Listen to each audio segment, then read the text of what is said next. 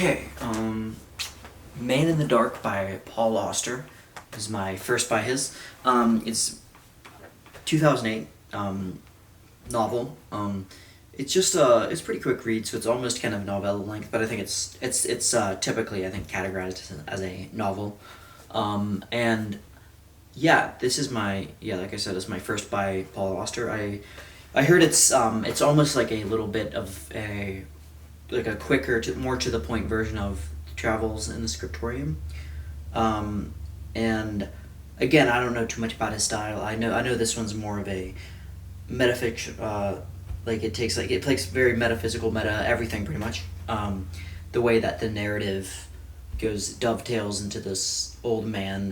His name is August Brill, and it starts out right in the middle of this guy's life, and he's living on a I think a farm, and he's a insomniac. So he's what he does is, because he's in his 70s, so he's on this on his daughter's property, and he's trying to recover from this accident that he had uh, some time ago, not too long ago. A lot of this is kind of purposely, I guess, suspended in mystery. But yeah, so he's, in order to cope with this, I guess, whatever happened to his head, he's trying to tell himself stories, like lots of different stories. And this is where it gets, because I went to this kind of without knowing a lot about it, and I didn't really know what direction it was going to take, so I was pleasantly surprised and also kind of very confused a lot of the time, which I hope is a common occurrence, because it is the thread of the narrative in the story. It's like taking place in, I guess, old man, and he's like telling these stories about a like a kind of a future dystopia, where the 2000 election. So it's kind of contemporary in some sense, but like taking, especially 9/11's a pretty big kind of turning point in this novel, and it's basically talking about not too far from him, but still in that sense, I guess all these books are tied together in some way. Maybe that's just because I just recently read that as well, in close proximity to one another. But I think there's this dystopian society of like a kind of Jesus thing, religious kind of sect that's it leads to another kind of civil war, and that's why I was really confused, because what was going on, I was trying to make sense of how this relates, because it's all in his head, but it's all like it's like taking all these different detours. So yeah, I thought that was really unique storytelling, and it's telling this these states that succeed from the Union, and they basically on differing grounds, I guess, and that kind of leads to a very bloody war. And so this starts out when he's trying to numb himself into sleep. It's a kind of it eventually kind of mushes or melds into this other kind of world that he's imagining, which is this whole entire new reality of of a war. And he's like he's all of a sudden a soldier that's going around, and he's, I guess, a younger man in this kind of dimension of reality, I suppose. And he's like being told by this other sergeant, I can't remember his name, was Sergeant something or other, but yeah, he's but he's being kind of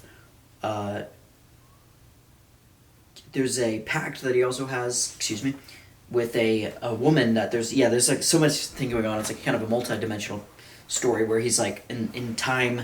It's kind of a time traveling kind of story where he's like, one aspect of him, he's in this war, in a civil war, that he's like in a hole, basically, like he's like in a foxhole, and he's like trying to just like not and then there's like you have to kind of take the exposition that's going, because it's like the sergeant tells him, it's like, yeah, this is your guys' fault, because it's like this. And then he's like, and so it's all kind of coming back to him. He's trying to make the main character's something of an unreliable narrator, I believe.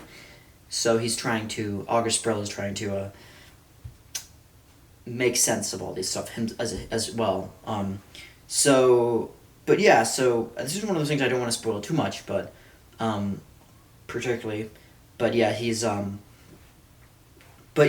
story just grows more and more complex, and yeah, there's and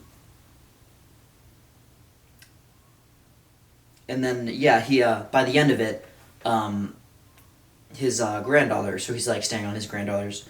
It's actually his granddaughter, not his daughter's farm. So it was my mistake. But they he ends up recounting how this of his marriage and how he's met and how he felt bad about all the mistakes that he made in his whole in his whole entire life, and he's trying to take stock and trying to take inventory of all these different all the things that he wish he didn't do, or the things that he that he's like not particularly proud of. So yeah, that I thought was a pleasant kind of surprise for the end. But yeah, I think that's pretty much all I have for that. I'll definitely be sticking my nose into more of Paul Auster's books and stories, and yeah, there is a pretty good Google Talk I heard by him. It's not too long, but he's giving a quick summary of how he came to write it in 2008. So it was I believe that's when the Google Talk was uploaded.